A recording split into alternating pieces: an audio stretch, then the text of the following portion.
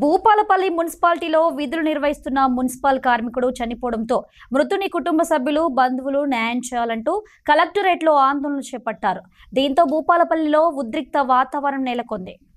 భూపాలపల్లి మున్సిపాలిటీలో విధులు నిర్వహిస్తున్న బొల్లి రాజయ్య అనే మున్సిపాలిటీ కార్మికుడు చెట్లు కూల్చే క్రమంలో ప్రమాదవశాత్తు అక్కడికక్కడే మరణించాడు. మృతదేహాన్ని ఆసుపత్రికి తరలించగా మృతుని కుటుంబ సభ్యులు బంధువులు ఆందోళనకు దిగారు. రాజయ్యను చెట్లు కొట్టడానికి బలవంతంగా పంపించారని, తాను ఆ పని చేయనని చెప్పినా ఉద్యోగం నుంచి తీసేస్తామని బెదిరించారని, మృతుడి కుటుంబానికి న్యాయం చేయాలంటూ మున్సిపల్ కార్మికులు మృతుని బంధువులు మృతదేహంతో కలెక్టరేట్ కార్యాలయంకి చొచ్చుకొని వెళ్లారు. కలెక్టర్ కార్యాలయంలోని మీటింగ్ హాల్ అద్దాలను ఆందోళనకారులు ధ్వంసం చేశారు. పరిస్థితి ఉద్రిక్తంగా మారడంతో ఆందోళనకారులను నియంత్రించడానికి పోలీసులు లాఠీ చార్జ్ చేశారు.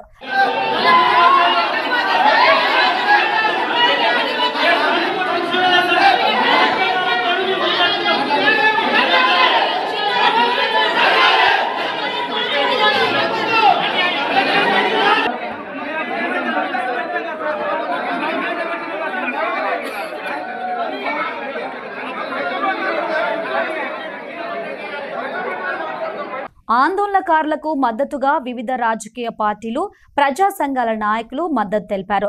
మృతుని కుటుంబానికి న్యాయం చేయాలని డిమాండ్ చేశారు. బొల్లి రాజయ్య అనే వ్యక్తిని తన జాబ్ చాట్కి వ్యతిరేకంగా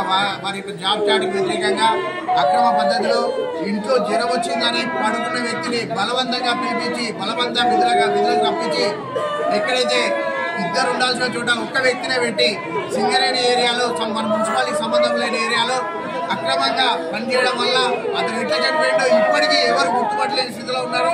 కరెంట్ షాక్ వచ్చిందా, లేదా పడి చనిపోయిందా, ఒక ల్యాడర్ లేదు, ఒక మిషన్ లేదు, ఏది లేదు. ఒక మనిషిని చెట్టుకోవడానికి ఎవరో మాకు కూడా తెలిసింది ఇప్పుడే అధికార పార్టీకి చెందిన ఒక వ్యక్తి ప్రోత్సాహంతో స్థానిక మున్సిపల్ అధికారులు ఈ యొక్క వ్యక్తి పనిని పురమాయించడం జరిగింది. దీనికి సంబంధించినటువంటి ప్రతి ఒక్క అధికారిని, ప్రతి ఒక్క వ్యక్తి మీద మర్డర్ కేసు ఫైల్ చేయాలి. ఎందుకంటే మనం గతంలో జాబ్ లేనప్పుడు ఏదైతే ఎక్స్పీరియన్స్ ఉన్నదో మన లిస్ట్లో ఉన్నది. జాబ్ చాట్లో లేని పనికి జాబ్లో ఉన్నప్పుడు చనిపోతే ఏ రకమైన ఎక్స్పీరియన్స్ మన మున్సిపల్ గైడ్లైన్స్లో లేదు. తక్షణమే ఏదైతే కాంట్రాక్ట్ కార్మికులకు సింగరేణిలో ఎట్లయితే 50 లక్షల రూపాయలు ఎక్స్పీరియన్స్ ఇస్తా ఉన్నారో ఇప్పుడు ఏదైతే మున్సిపాలిటీ పరిధిలో కూడా అదే కాంట్రాక్ట్ కార్మికుడికి 50 లక్షల ఎక్స్పీరియన్స్ ఇవ్వాలి. మున్సిపాలిటీ లోపల బొల్లి రాజయ్య అనేటువంటి అవుట్ సోర్సింగ్ కార్మికుడు చనిపోయిండు.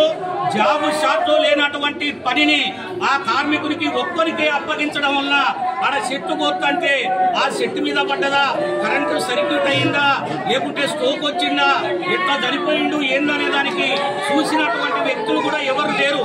ఇది బాధ్యత రాహిత్యంగా పాలకపక్షం చేసినటువంటి చర్య, అధికారులు చేసినటువంటి చర్య.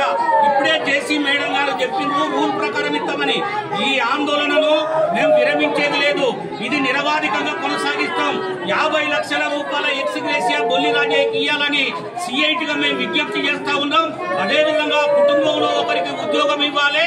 పిఎఫ్ ఈఎస్ఐకి సంబంధించి 7 లక్షల బెనిఫిట్ వస్తుందా అందించాలి. ఈ శ్రమ్ కార్డు ద్వారా 2 లక్షల రూపాయలు వస్తాయి, అవి కూడా ఇవ్వాలి. ఇతరత్ర బెనిఫిట్స్ ఇచ్చేదాకా ఈ ఆందోళన విరమించేది లేదు. జేసీ గారు తన పవర్స్ ను ఉపయోగించి ఎక్స్గ్రేషియా ఇవ్వచ్చు, కానీ మేడం తన పవర్స్ ఉపయోగించినట్టుగా కనిపించలేదు.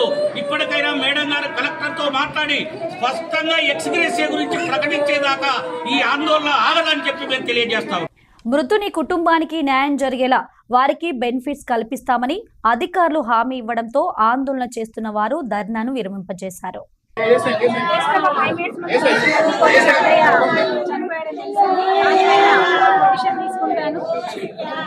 బాధ్యులు ఎవరు ఉంటారో వాటి మీద యాక్షన్ తీసుకుంటానికి ముందుకెళ్తాము.